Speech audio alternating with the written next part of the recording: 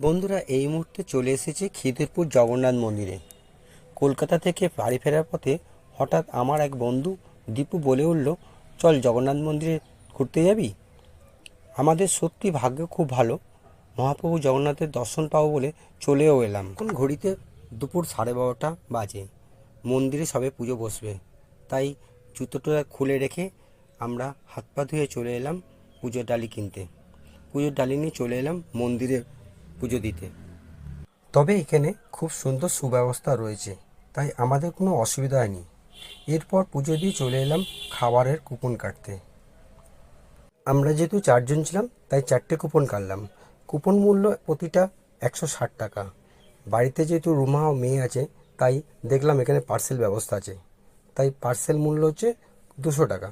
তাই দুটো পার্সেলও নিয়ে নিলাম। বন্ধুরা 7 পদে খাওয়া দাওয়া, পোলাও, অন্নভোগ, ডাল, সবজি তরকারি, ধোকার ডালনা, দই বেগুন, চাটনি, পায়েস, একটা ভালো ব্যবস্থা আছে, যে যত খুশি পেট ভরে খেতে পারে। বন্ধুরা এখানকার ভোগ প্রসাদ খুব সুস্বাদু, তবে এখানে ফোন করে খাবার বুক করতে পারেন, সেই সুব্যবস্থা রয়েছে। বন্ধুরা আজকের ভিডিওটা এখানেই শেষ করছি। জয় জগন্নাথ।